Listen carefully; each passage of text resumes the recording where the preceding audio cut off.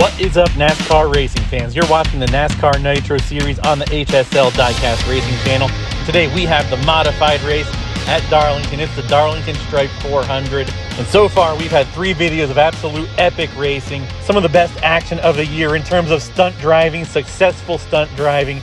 Razor thin margins of victory, and the mods race should not disappoint. We got 5 segments today, 7 or 8 cars in each segment. I can't wait any further to get this party started, and we're kicking it off with Burt Buzzard, our pole sitter. Next to him, Lord Raymond. Behind them, Baby Richie and Giorgio.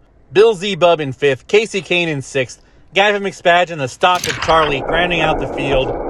And the green flag waves. The gates are down. And look at this. Lord Raymond's beating Burt Buzzard to the bottom of the split track by about a half a car length. And it's one solid pack, no real position changes heading into the funnel chute. They pinball off the walls a little bit, and look at this. Lord Raymond reverse side drafts Burt Buzzard, who almost loses second place to Baby Richie. The gates are down for lap number 2. And once again, a bump draft from Giorgio pushes the second place driver to the lead. And now it looks like Giorgio is trying to take second place away from Lord Raymond. And Burt Buzzard tries to make the car 2 lanes wide, hits a parked car, flips sideways, almost ends up on his lid, and finally throws the block to maintain the lead. Giorgio does take over second place from Lord Raymond, who also loses third to Baby Richie. And the gates are down for lap number 3. The outside lane once again proves to be the advantage on the split portion of the track.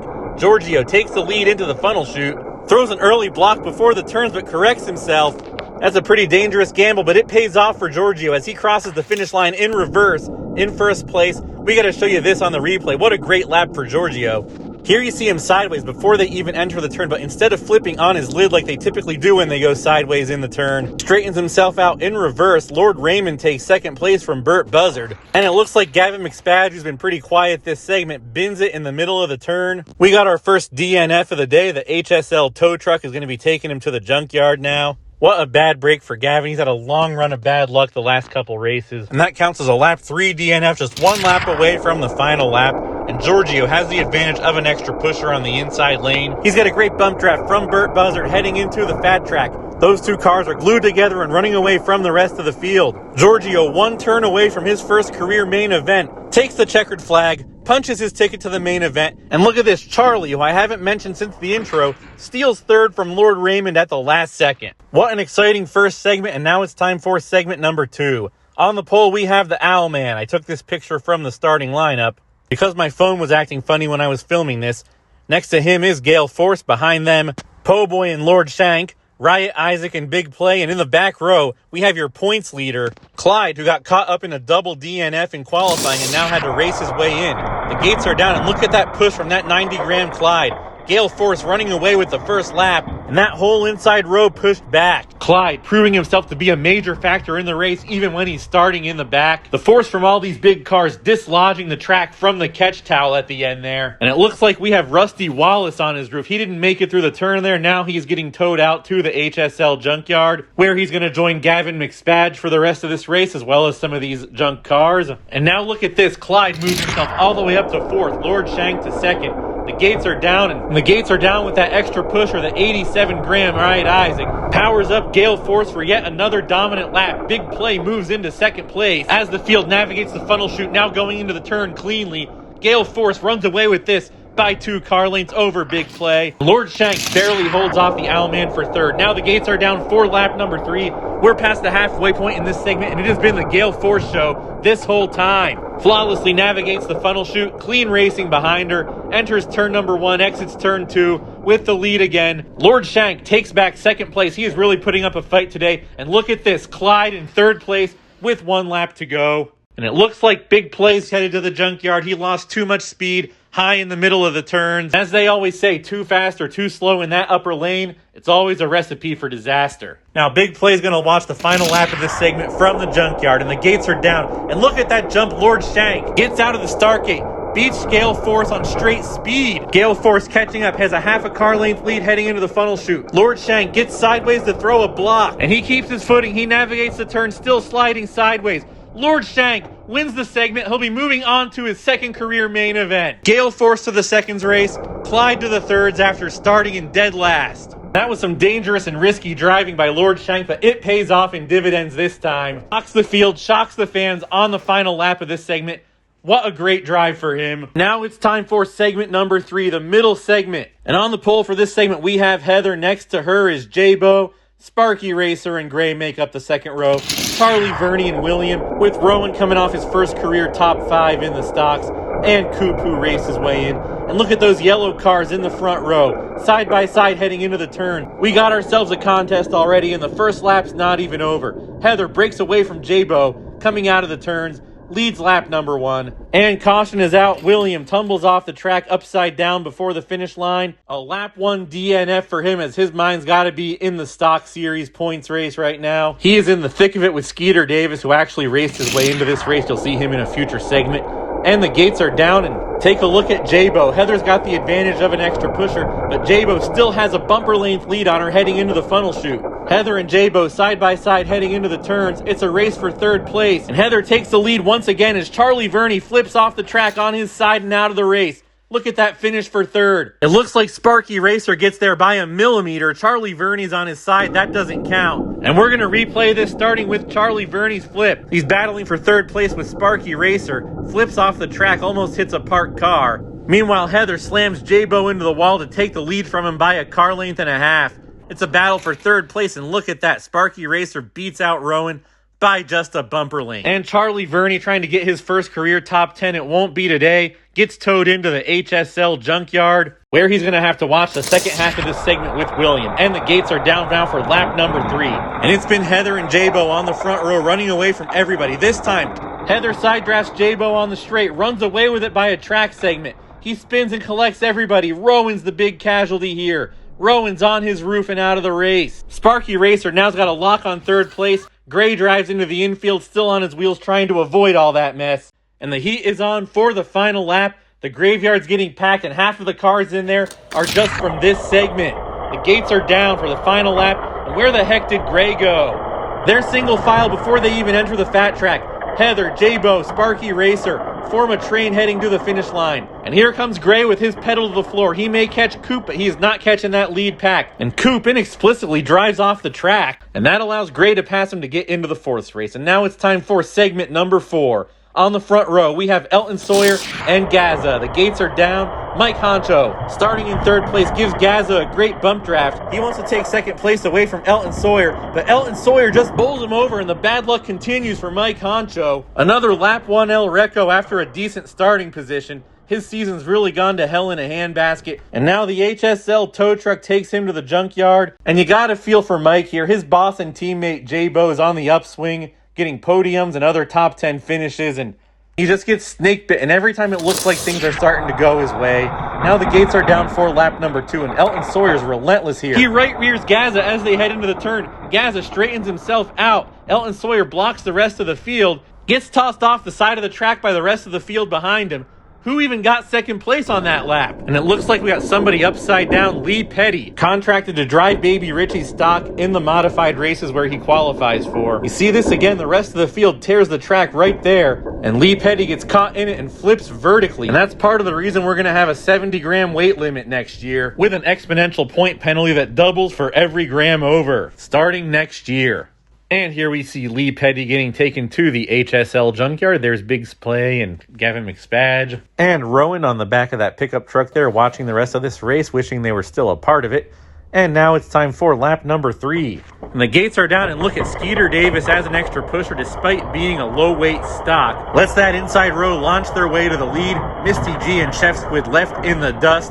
Gaza running away with this by a car length and a half. Clean racing throughout that lap, and now it's time for the final lap of segment number 4. The gates are down, and look at Gaza flying away from Skeeter Davis. And Skeeter Davis, the stock, tries to make a move for the lead. Gaza is much heavier, holds him off though. They follow a single file line. Behind Gaza, who just got his first career win, goes to another main event. Skeeter Davis in the stock to the second race, and Chef Squid to the third.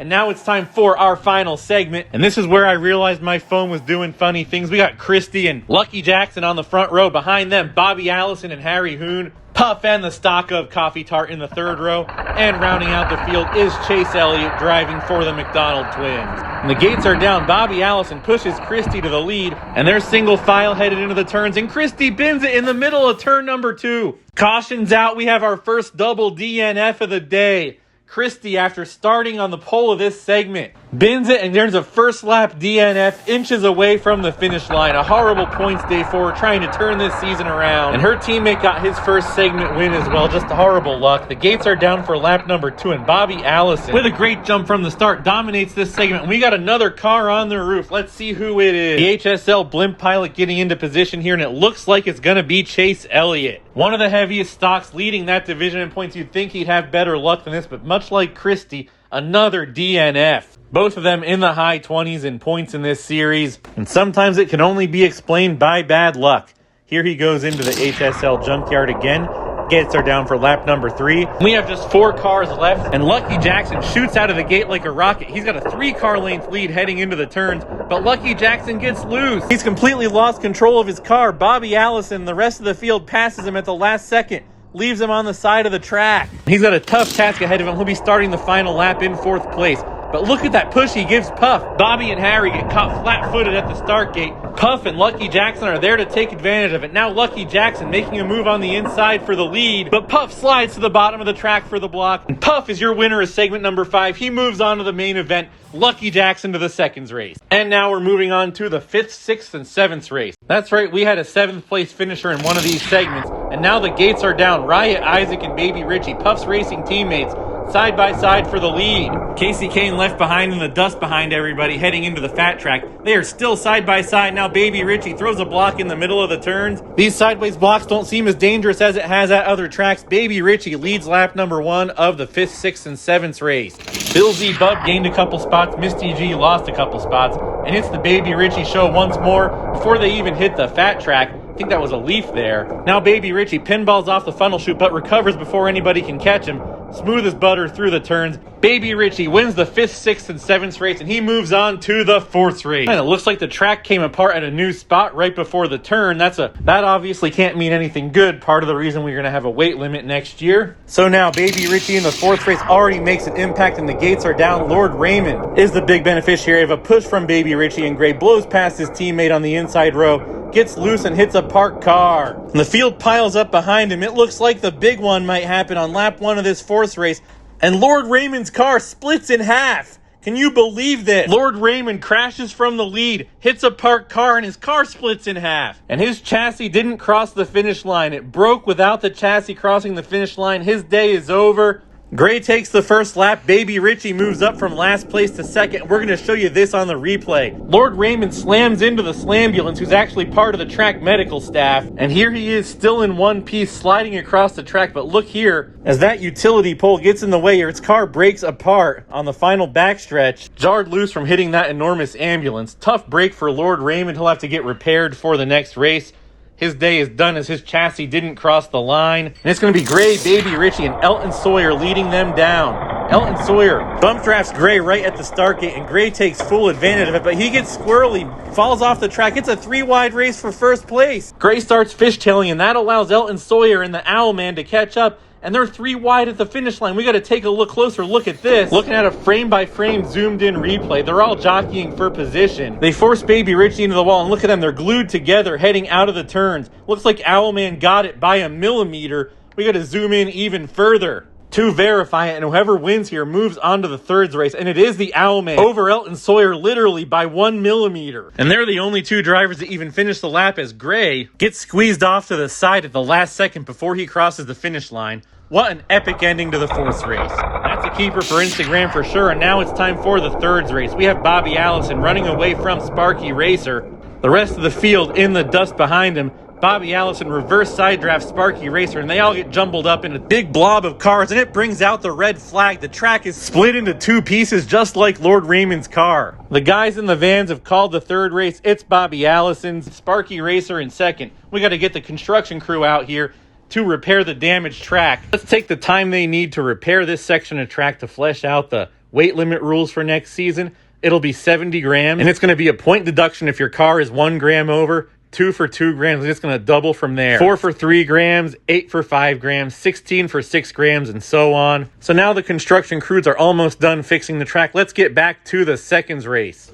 And on the front row, we have Gale Force going up against Burt Buzzard. And look at that push Gale Force gets from Lucky Jackson. Gale Force is leaving the rest of the field behind in the dust. They file in behind her, but Lucky Jackson gets sideways, tries to throw a block, pushes Gale Force off the track. She recovers. She leads the lap as the field gets bunched up behind her. Bobby Allison pushes his way through that mess, comes from last place to second, and it looks like Burt Buzzard had wrecked, but he didn't. He's still on his wheels. And here's a replay. Gale Force completely off the track, drives through the infield as the whole field wrecks behind her. This race just keeps getting more and more exciting by the lap, and now the gates are down for lap number 2 of the seconds race. Who is going to get into the main event? And it's a tight pack of 5 cars heading into the funnel chute.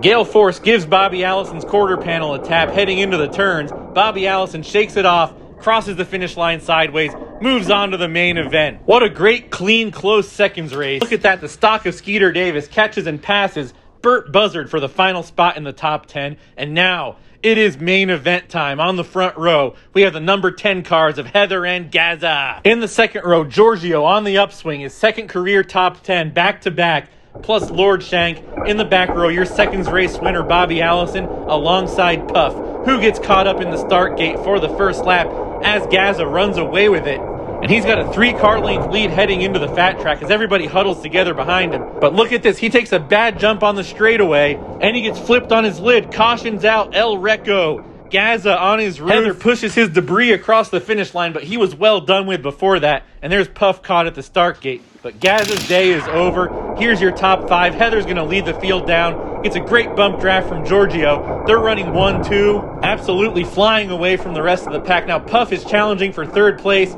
pushing Lord Shank around. And meanwhile in the turns, Heather jumps 3 cars ahead of Giorgio, leads lap number 2. Puff holds on for third, going from stuck in the start gate to knocking on the door of a podium. The gates are down for lap number 3, and it's the Heather show so far. She's got a 2-car length lead over Giorgio heading into the funnel chute.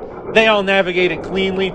Giorgio solidly in second place, but flips over on his roof. He bends it without contact. Cautions out. Giorgio's first career main event is over late in lap number 3. Puff moves up to second. Bobby Allison moves up to third. Lord Shank in fourth. Does anybody have anything for your Daytona 500 winner, Heather, who's been utterly dominant this segment? She gets a push from her teammate, Bobby Allison, and they are flying away from Puff and Lord Shank. Bobby Allison tries to make a move for the lead. He keeps knocking at the door. Heather shakes him off every time. The crowd falls into single file line behind her. And it's going to be Heather winning your Darlington Stripe 400. Bobby Allison in second. Puff rounds out the podium. And what a great race. Lots of action. Tons of razor-thin finishes. Lots of destruction. And congratulations to Uncle Elvis Racing, finishing 1-2 in this race with Heather and Bobby Allison. Heather's second career win after winning the season-opening Daytona 500. Congratulations to Puff, too, his first career podium as Puff. His other cars have gotten tons of podiums before, but now it's the boss man's time to shine. And Giorgio and Lord Shank, a couple of team owners, their first career top 5 finishes. Great races for them as well. But once again, congratulations to Uncle Elvis, making a statement here, a 1-2 finish. And what a drive from Bobby Allison from third in his segment to second place in the overall race. Just a great day from everybody. Lord Shank, too, congratulations. His first career top 5 finish. Now let's take a look at the rest of the results. Heather, 200 points for that win. Great points day for her after a run of bad luck. Bobby Allison's going to move up a couple spots, too. Puff, Lord Shank, and Giorgio's the rest of your top 5. Gaza crashed on the first lap with a main event coming off his first career win. Gale Force, J-Bo, Lucky Jackson, and the stock of Skeeter Davis makes up the rest of your top 10. Burt Buzzard, 11th, the odd man out in the seconds race. Sparky Racer and the Owlman, 12th and 13th. The second lap of that thirds race got corrupted after it was done filming, so the pass that the Owlman made on Sparky Racer that would have been for 12th doesn't count according to the van men. And Clyde only finished 3 spots behind Burt Buzzard, so the point race gets even tighter. And Burt Buzzard didn't make up enough ground to pass Clyde. The Harry Hoon, Baby Richie, Gray, Elton Sawyer rounds out your top 20.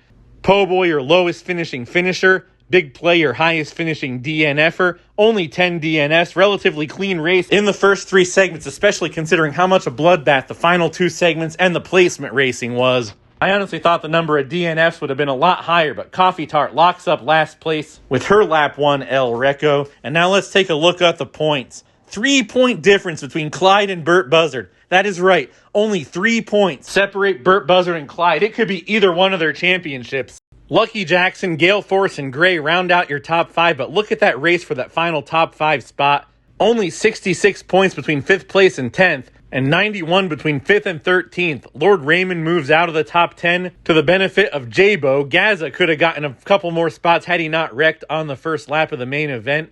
Riot Isaac, Bobby Allison round out your top 15.